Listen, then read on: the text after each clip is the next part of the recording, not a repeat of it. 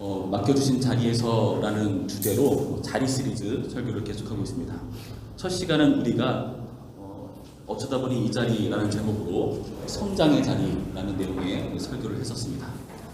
선지들 따라 들어온 애굽이라는 자리, 약속의 땅과 멀어진 자리죠. 그 자리에서 선지들은 다 죽고 이스라엘 그 히브리 민족들만 남게 됩니다. 그들은 자기의 의지도 아니고 자기의 신앙도 아닌 그냥 부모 따라서 그 자리에 들어온 거고, 이제 부모들은 사라져 버리고 자기들만 남아서 그 누구도 자기 인생을 책임지지 않는 상황 가운데 직면하죠. 그래서 그 상황 가운데에서 하나님께서 뭘 하십니까? 약속의 땅과 멀어졌지만 하나님께서는 여전히 신실하게 약속을 이루시는 분이시다. 그들을 번성하게 하여서 아브라함의 약속, 그리고 야곱에게 주셨던 그 약속을 이루시는 하나님으로 나타나시죠. 그래서 그 자리에서 그 조상들이 경험했던 기근을 피해서 애굽의 역사를 이루신 하나님을 경험한 선진이 없으니까 이들은 하나님에 대한 경험은 전무하잖아요. 근데 이제 그 애굽에서 출애굽의 하나님을 경험하는 사람으로 성장을 하죠. 그래서 우리에게 맡겨진 자리는 우리를 성장케 하는 자리라는 말씀을 드립니다. 어저께는 시대의 아들, 딸들에게라는 내용으로 설교를 했습니다. 성장의 자리, 기여의 자리라고 제가 말씀드렸죠. 그래서 내가 있는 자리가 그 시대의 암울한 현실 가운데 처해 있지만 내가 그 자리에 있음으로 인해서 나의 의지도 아니고 어쩌다 보니 끌려가서 그 자리에 있지만 내가 있는 그 자리가 나를 통해 내가 복의 근원으로 역사함으로써 내 주변의 사람들을 복되게 하는 역할을 하게 되어 있다. 그렇게 기여의 자리를 말씀드렸고요. 그리고 그 역할에 우리가 찾아가는 것이 우리 주변의 상황들을 살피고 내 주변의 어려운 이웃들을 살피고 그 공동체의 필요를 살피면서 내가 나의 은사와 재능들을 맞춰가서 초점을 조금씩 구체화해 나가는 것이 사명을 찾는 길이라는 말씀을 드렸습니다. 오늘은 소망 없는 자리에서라는 제목의 설교입니다. 적어둘까요? 변화의 자리. 변화의 자리입니다. 사실 저는 이번 수련회 때 오늘 설교를 가장 중요한 화두로 뒀어요. 왜냐하면 여러분에게 실질적인 부분이라고 생각했기 때문에. 그래서 오늘 내용들을 잘 새겨두시면 도움이 되리라 생각합니다. 저는 아버지가 어린 시절 일찍 돌아가셔가지고 너무 어린 시절 돌아가셨기 때문에 죽음이 뭔지도 몰랐고 그냥 무덤가에서 막 장난치고 놀았던 기억만 나요. 그래서 시간이 좀 흘러서 제가 초등학생쯤 되었을 때 어떻게 정부의 어떠한 정책 때문에 그 산을 헐어야 됐고 그래서 무덤을 이전하는 상황들이 생겼습니다. 제가 나름 장손이기 때문에 그 과정에 참여했죠. 초등학생 그 어린 제가요.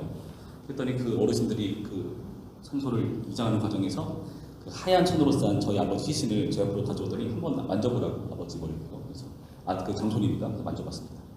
딱딱하고 차가웠어요. 그래서 이게 죽음이라는 것이구나 하는 것을 실감했던 기억입니다. 그 어린 시절에 되게 강렬했어요. 그게. 그 죽음을 실감하는 그 자리, 그 강렬한 자리를 오늘 본문에 나타난 에스겔이라는 선지자도 실감을 합니다. 하나님께서 에스겔을 어디로 데려가십니까? 1절 말씀 보시면 여호와께서 권능으로 내게 임재하시고 그의 영으로 나를 데리고 가서 골짜기 가운데 두셨는데 거기 뼈가 가득하더라. 볼까요? 골짜기에 두셨대요. 근데 거기 뭐가 가득하다? 뼈가 가득하다. 죽음 이후에 우리의 몸은 이렇게 흙으로 돌아가고 마지막에 뼈만 남잖아요. 그것도 나중에 썩어버리고 그랬죠. 그 뼈가 가득했다는 것은 어떤 의미죠? 매장되지 않은 시신들이라는 겁니다. 매장되지 않았다는 것은 굉장히 유대인들에게는 부정한 일이었습니다. 여러분, 예수님 당시 시대 때에는 유대인들의 3대 절기가 있잖아요. 유월절, 그런 중요한 절기들마다 성전으로 가야 되는데, 그 예루살렘으로 가야 되는데, 그 가는 과정 중에서 혹여나 매장이 있으면은 시신에 가까이면 자기가 부정하게 된다는 그 율법 때문에 그것을 피해야 되는 일이 생겼습니다. 그래서 어떻게 하는가? 회칠이라는 게 있어요. 회칠. 그래서 가면서 땅을 보고 여기 칠이 돼 있다. 피해가자. 이런 식으로 해서 이들을 보호하는 장치로 회칠을 하는 거예요. 그런데 무덤도 아니고 방치되어 있는 시신이다. 굉장히 부정하고 딱 듣기만 해도 이들에게는 탐탁치 않은 그런 현장이라는 거예요.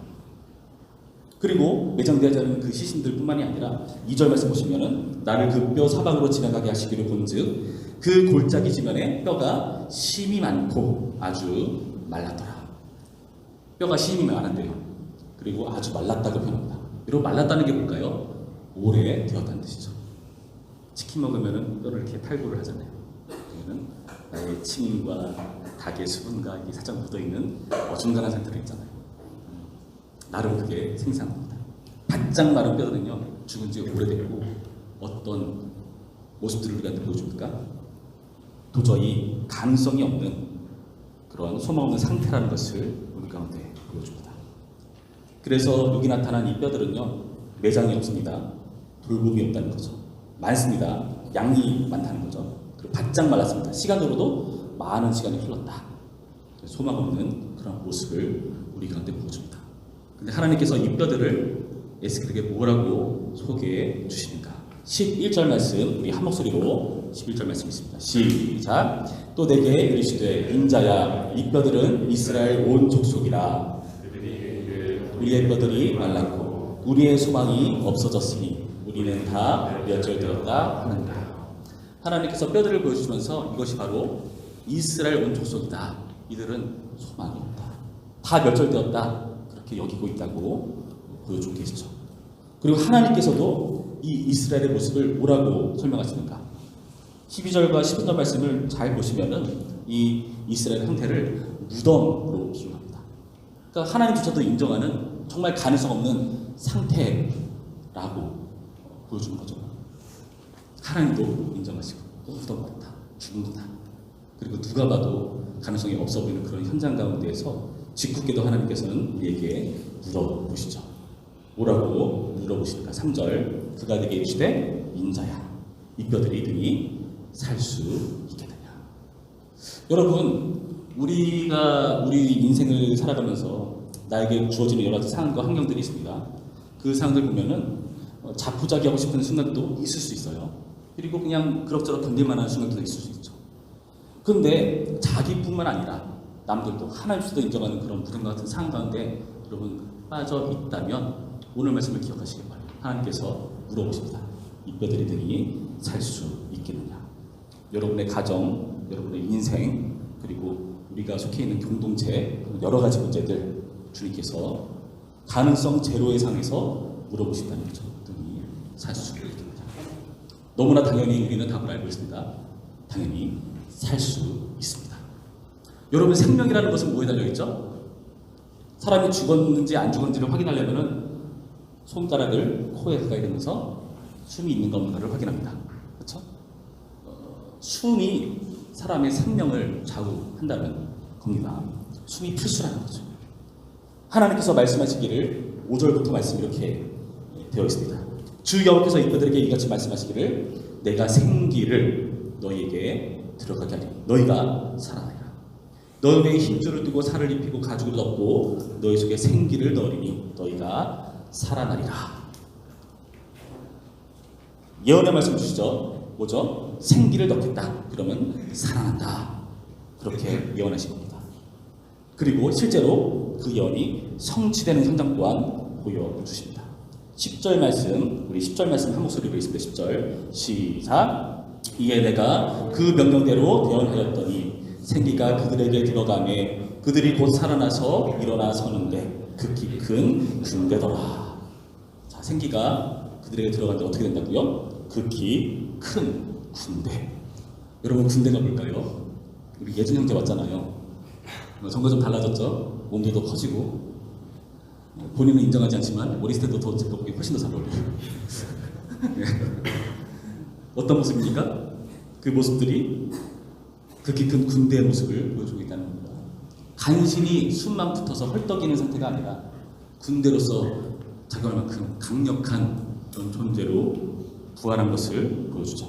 전쟁이 가능한 용사로 살아났다는 것을 우리 가운데 보여준다는 겁니다. 여러분, 이 수이 도대체 뭐길래 이렇게 무덤에서 큰 군사로 이스라엘을 변화시키는가? 14절 말씀에 그 숨에 대한 힌트를 우리가 얻을 수 있습니다. 14절 말씀 한 목소리로 읽습니다. 14절 시작. 내가 또 내 영을 너희 속에 두어 너희가 살아나게 하고 내가 또 너희를 너희 고국 땅에 두리니 나 여호와가 이를 말하고 이른 줄을 너희가 알리라. 여호와의 말씀입니다. 이 숨이란 뭡니까? 내 영. 하나님의 영이 그 속에 들어가 이들을 살린다라고 표현하고 있다는 거예요. 여러분의 성령의 역할은 무엇인가 하면은요, 생명을 저하는 역할을 하는 거예요. 실제로 원문도 보면은 이 영이라는 표현이 순과 관련된 표현입니다. 그래서 5절 말씀 보시면은 중간쯤 내가 생기를 너에게 들어가게 하리니 너희가 살아나리라. 6절 중간 너희 속에 생기를 넣으리니 너희가 살아나리라. 10절 중간쯤 보시면 생기가 그들에게 들어가면 그들이 곧 살아나서 일어나 서는데 그게 큰 군대더라. 14절 내가 또 내 영을 너희 속에 두어 너희가 살아나게 하고, 생명을 주고 살리는 그 역할들을 바로 성령께서 하신다. 여러분, 이스라엘 백성들에게 이 성령이 임하셔서 살아난다는 것이 무슨 의미일까요? 실제로 죽음에서 살아난다는 것을 의미하는 게 아니잖아요. 비유잖아요. 무슨 의미입니까? 19절부터의 말씀 제가 읽어드립니다. 그러므로 너는 대언하여 그들에게 이르기를 주 여호와께서 이같이 말씀하시기를 내 백성들아 내가 너희 무덤을 열고 너희로 거기에서 나오게 하고 이스라엘 땅으로 들어가게 하리라. 내 백성들아 내가 너희 무덤을 열고 너희로 거기에서 나오게 한즉. 여러분, 이스라엘 백성들이 무덤에서 살아난다는 것을 무엇에 대한 비유로 설명한 것이죠? 포로 생활을 극복하는 내용으로 설명하고 계시다는 것. 이스라엘 백성들은 바벨론 포로 상황 가운데 있습니다. 에스겔은 그 상황 속에서 이들에게 대언하는 역할을 하는 거예요. 포로 생활 가운데에서. 포로 생활은 뭐죠? 하나님의 약속이 완전히 깨져버렸다. 무참히 박살나버렸다. 하나님의 약속이 이제 없다. 의심할 만한 상황 가운데 있습니다. 70년이라는 세월 동안 이들은 그 상황 속에서 몰고 가요. 하나님께서 과연 우리 인생 가운데 역사하십니까? 절망적이겠죠. 여러분의 인생 보시면은 20여 년 살아오셨잖아요. 70년이에요, 여러분. 하나님께서 약속을 이루실 거라는 확신이 생겨요? 어렵다는 거죠. 그래도 불구하고 하나님께서는 이들을 포로 가운데에서 고토로 돌아오게 하시는 분이시라는 약속을 성령께서 함께 하시고 하나님의 영이 임하셔서 이루어내실 것이다 라고 절망적인 삶 가운데서 말씀하고 계시다는 겁니다. 여러분, 그렇다면 우리에게 있어서 성령이 임하셔서 우리가 살아난다는 것은 뭘 의미할까요? 이 당시는 포로로부터 구원받는 거였어요. 포로 생활을 끝내는 거였습니다. 우리에게 뭘까요? 죄에 포로된 우리를 자유케 하는 게 성령께서 우리를 살리시는 일입니다. 요한복음 3장 3절 말씀 보시면은 예수님께서 니고데모와 이런 대화를 하십니다. 한번 찾으신 사람 찾아볼까요? 요한복음 3장 3절 말씀. 예수께서 대답하여 이르시되 진실로 진실로 내게 이르노니 사람이 거듭나지 아니하면 하나님의 나라를 볼 수 없느니라. 하나님의 나라에 대한 설명을 하는데요, 거듭나야 이 하나님의 나라를 볼 수 있다고 말해요. 여러분, 거듭나는 게 뭘까요? 여러분 인생 다시 리셋하고 다시 시작하고 싶은 생각 들 때 있지 않습니까? 그렇죠? 어머니께 가서 정중하게 어머니 제가 거듭나야겠습니다. 배를 좀 가르고 제가 다시 들어가다 다시 나갈게요. 그래서 얼마나 좋겠습니까? 이 거듭난다는 게 그런 의미겠습니까? 3장 5절 말씀에 이렇게 표현합니다. 예수께서 대답하시되 진실로 진실로 내게 이르노니 사람이 물과 성령으로 나지 아니하면 하나님의 나라에 들어갈 수 없느니라. 물과 성령으로 번역되어 있지만은 그 원문을 살펴보면은 물, 곧, 성령 이렇게 번역할 여지가 있어요. 그리고 저는 이 번역이 더 좋다고 생각합니다. 그러니까 우리가 세례 주는 것도 거듭난다는 의미를 가지잖아요. 그것도 성령께서 이들을 다시 거듭나게 한다는 그 상징적인 의미를 부여하는 거죠. 그러니까 성령께서 이들을 다시 태어나게 하셔서 하나님 나라 들어갈 수 있도록 허락하신다는 거죠. 하나님 나라 들어간다는 게 무슨 의미입니까? 더 정확한 번역으로는 하나님의 왕국. 하나님이 우리의 왕이 되셔서 우리를 다스리고 통치하는 나라. 성령께서 우리 안에 들어오시면 우리 가운데 왕으로 자정하셔서 우리를 이끌어 가시는 역할을 한다는 겁니다. 그리고 의미심장한 예수님의 행동이 요한복음에 나와 있는데요. 요한복음 20장 21절 말씀 보시면은 아주 이상한 행동을 예수님께서 제자들에게 하고 계신 것을 볼 수 있습니다. 요한복음 20장 21절부터 22절까지의 말씀 제가 읽어드리겠습니다. 예수께서 또 이르시되 너희에게 평강이 있을지어다. 아버지께서 나를 보내신 것 같이 나도 너희를 보내노라. 이 말씀을 하시고 그들을 향하사 숨을 내쉬며 이르시되 성령을 받으라. 의미심장하죠? 예수님께서 갑자기 인내세 내는 것도 아니고 그렇게 해서 뭘 하신다고요? 성령을 받으라 말씀하세요. 창세기에서 흙으로 사람을 창조하시고 생기를 불어넣은 그 이미지도 좀 떠오르고요. 뭔가 새롭게 시작한다는 느낌이 들죠. 그런데 이 호흡을 불어 넣으시면서 무슨 말씀을 하십니까? 너에게 평강이 있을지어다.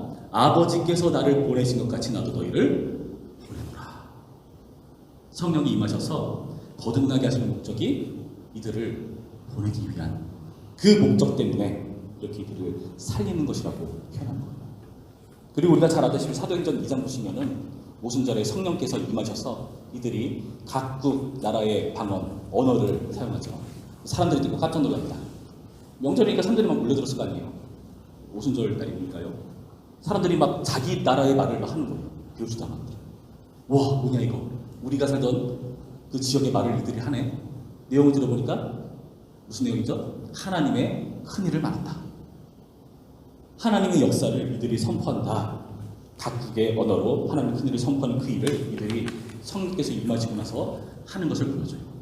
그러니까 절망적인 상황에서 성령이라는 생명이 부여됨으로써 다시 살아난다는 것은 이제 하나님의 나라의 전령자로서 역할을 하는 그 의미를 우리 가운데 보여준다는 겁니다. 여러분, 이 일이 되게 중요해요. 여러분, 이 일을 위해서 누가 사용됩니까? 에스겔이라는 선지자가 사용됩니다. 에스겔에게 선지자니까요. 하나님 영이 임하셔서 말씀을 주실 거 아니에요. 그렇죠? 그 말씀을 생기에게 대언하는 거예요. 너는 대언해. 하나님 성령께서 임하셔서 에스겔에게 대언하니까 그들이 살아나는 겁니다.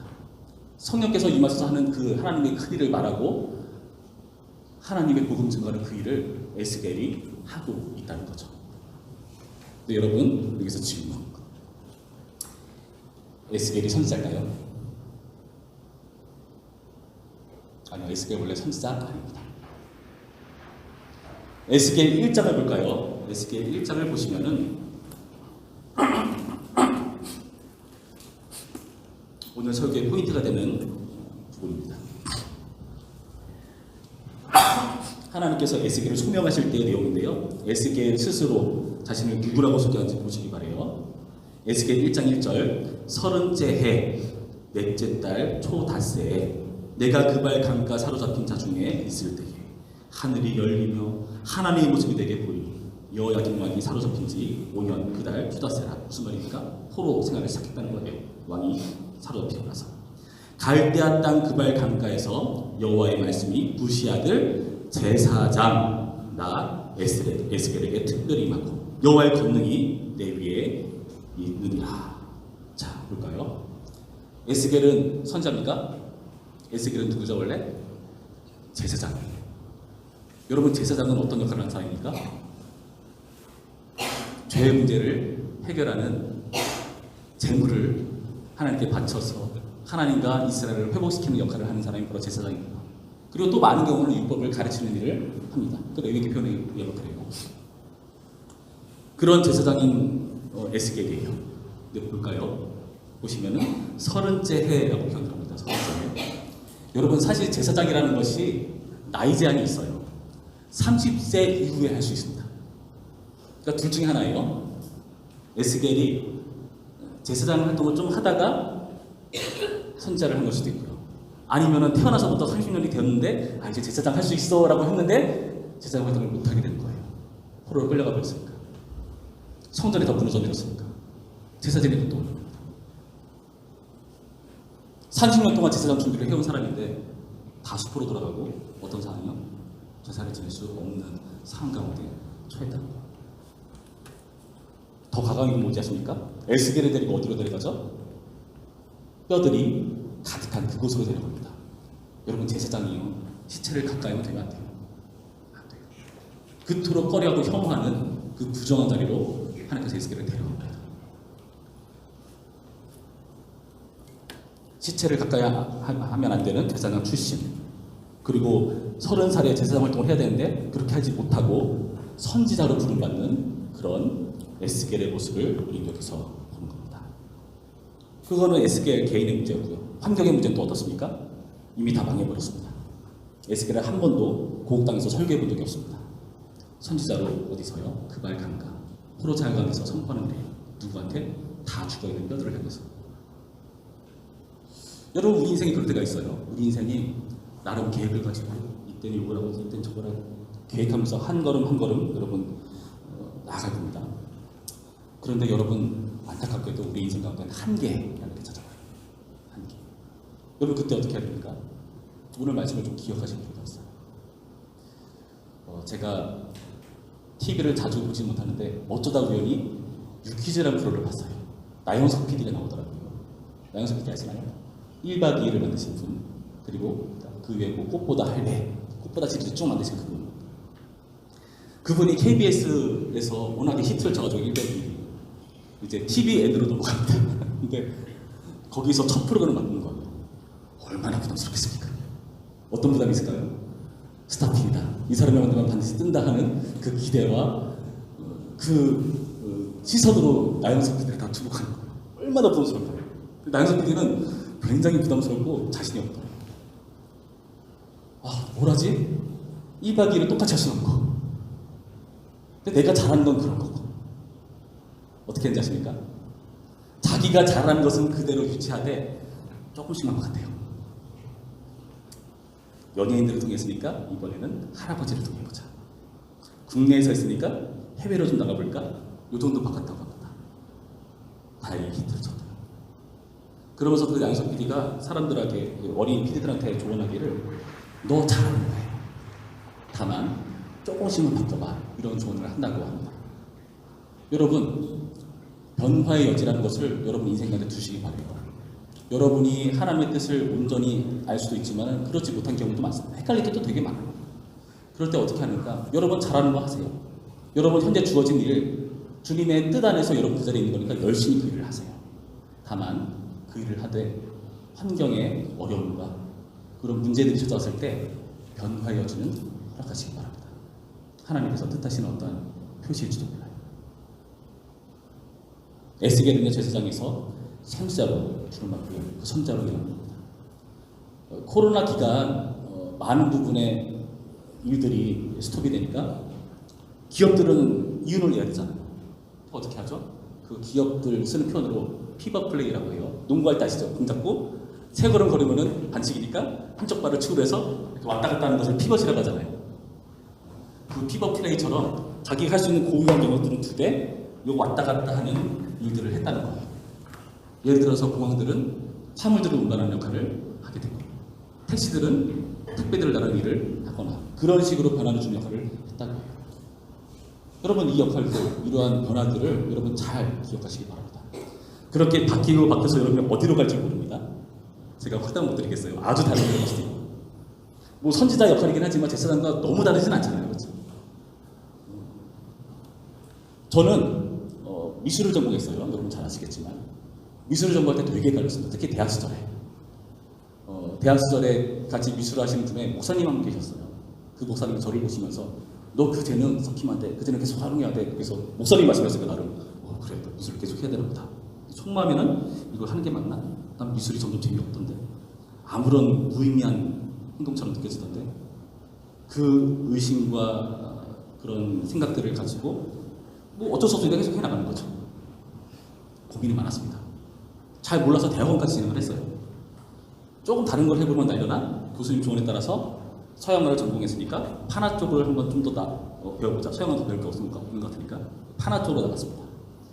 한 학기를 하고 더 이상 등록금을 낼 수 없는 처지가 돼서 그 일을 자연스럽게 휴학을 하고 휴게를 신청하고 몇 년이 흐르면서 학교에서 연락을 합니다.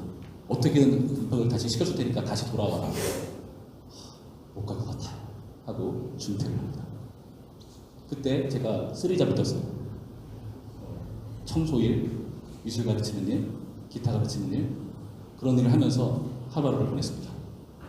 새벽에 땀 뻘뻘 흘리면서 아웃백 3군데를 청소합니다. 되게 힘들어요. 첫날에 딱 하고 나서 이거 못하겠다. 어머니 내가 집안 형편 힘든 건 알겠는데 이거 안 하면 안 돼요. 그럼 네가 일을 해야지. 우리 집이 그래야 미술을 하는데 어떠하겠냐 얘기를 합니다. 미술 가르치는 하는데 방문해서 여기저기 다니면서 일하는 거예요. 근데 집안 형편이 너무 안 좋다 보니까 자동차세를 낼 수가 없었어요. 그걸만. 그러니까 어떻게 하죠? 차를 주차해두면은 그 공무원이 와가지고 번호판을 떼가는 거예요. 그럼 이걸 못하잖아요. 그 사정사정 해가지고 번호판 떼가지 마세요. 그러면은 떼갈 수밖에 없으니까 내리면은 그걸 떼가지고 숨겨놔라. 그리고 운전할 때 다시 해라. 차 내리면은 그 주변에서 떼고 숨겨서 차 안에 넣고 다시 와서 다시 달고. 와, 저 그때 할 때 20대 후반이었는데요. 와, 자존감이 무너져 버리더라고요.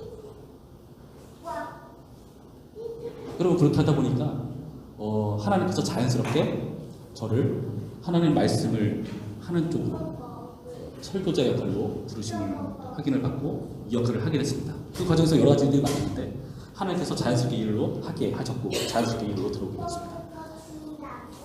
이 일을 할 때 하나님께 기도했어요. 하나님, 저 돈 없는 거 아시죠? 하나님 팔아봤으면 합니다. 근데 저 돈이 없으면은 일 하다가 그만둘지 모릅니다. 그때는 하나님 알아서 하세요. 나 그때는 하나님 아닌 줄 알겠습니다. 들어갔는데 이상하게 돈이 생기더라고요. 갑자기 장학금이 들어오지 않나. 공부를 막 되게 잘하는 것도 아닌데 우리 과에 서울대 법대 출신이 있어요. 1등을 놓치잖아. 그래서 뭐 힘들고 어려운 사람들 보조를 해주긴 하는데 등록금 전부는 주지 못하죠. 근데 그 외에 다른 방편으로 돈을 막 마련해 주시고 내가 생각지도 않은 곳에서 막 돈을 주고 학교 식당에서 식권을 내서 밥을 먹는데 어느 날 그 식권을 우리는 합치는 좀 그런 전통이 있어서 다른 사람에게 식권을 막 주는 그런 일도 있었어요. 근데 어느 날 차야 관장님이 여기 와서 식권 가져가라고 뭐지? 내 식권이 왜 거기 있어? 갔는데 식권이 엄청나게 많이 딱 있으면서 쪽지가 있더라고요. 예쁜 손글씨로 안석현 전사님 식사 맛있게 하세요 써 있었습니다. 전 지금도 그분이 이쁜 자매일 거라고 하십니다.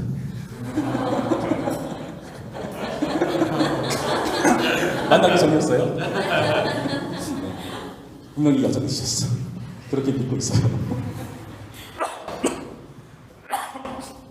그러면서 이 자리까지 오게 되었습니다. 여러분, 제가 미술 배웠던 거를 지금 쓰지 않느냐? 씁니다. 저는 미술을 배웠기 때문에 미술할 때 항상 강조할 게 뭐냐면은 남들과 똑같이 마라. 그거 되게 많이 강조해요.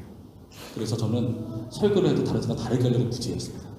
그런 훈련을 했기 때문에 성경을 보면은 비교적 뻔한 설교를 안 하게 되더라고요. 저는 그렇게 훈련을 받았던 사람이라서 도움이 되더라고요.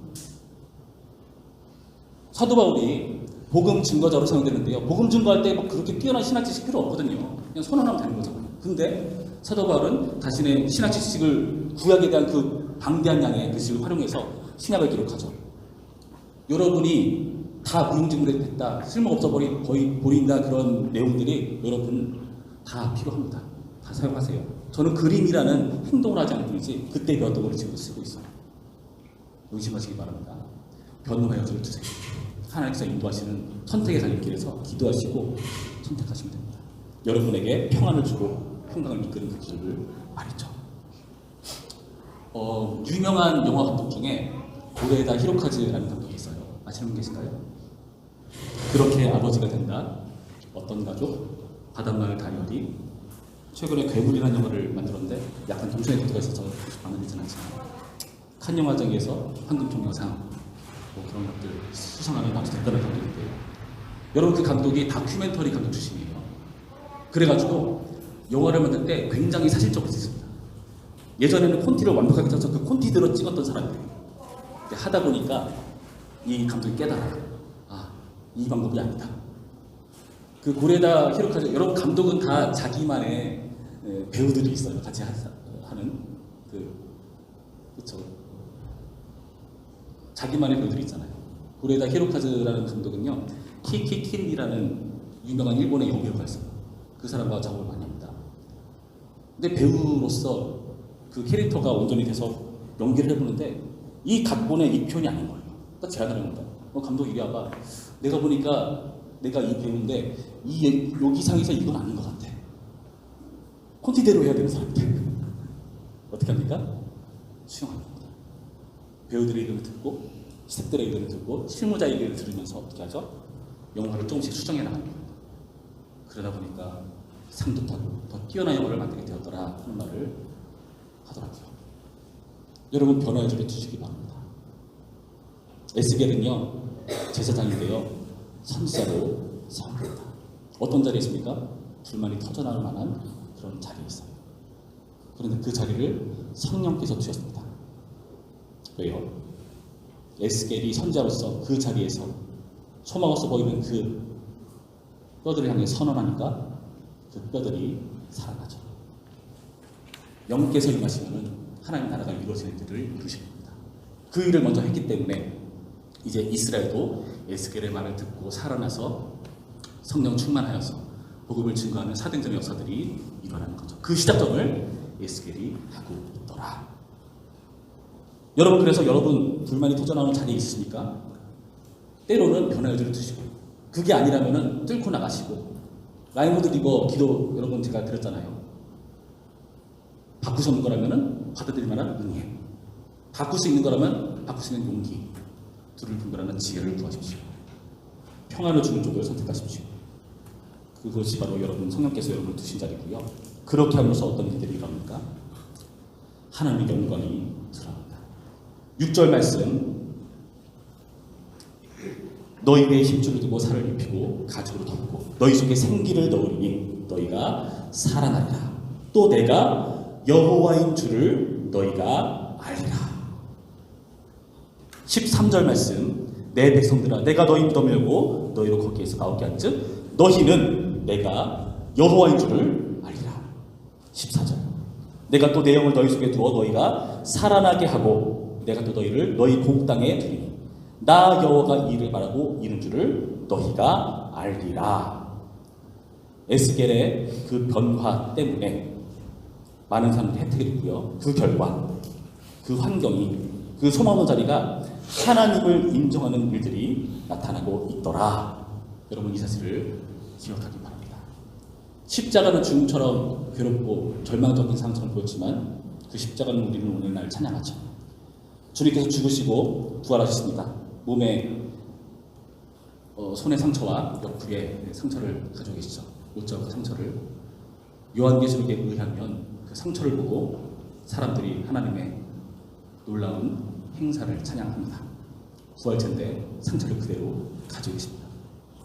여러분의 상처 언젠가 하나님께 영광이 될 줄로 믿습니다. 태어나는 자로 사용될 각오를 하시고요. 그리고 나의 환경과 형편 때문에 사는 것이 아니라 여호와의 말씀 때문에 여러분이 있는 그 자리가 밑바닥에서 변화의 여지를 두고 새로운 생명으로 변화되는 그런 반전들이 일어나는 오늘의 말씀기를 주님의 이름으로 축원합니다. 참 좋으신 하나님 감사합니다. 이처럼 우리를 수련의 현장으로 부르셔서 맡겨주신 자리에서 라는 주제로 함께 말씀을 듣고 기도하고 찬양하게 하시니 감사드립니다. 주님께서 도우셔서 우리가 있는 그 자리가 우리로 말미암아 복이 흘러갈 수 있도록 도와주시옵소서.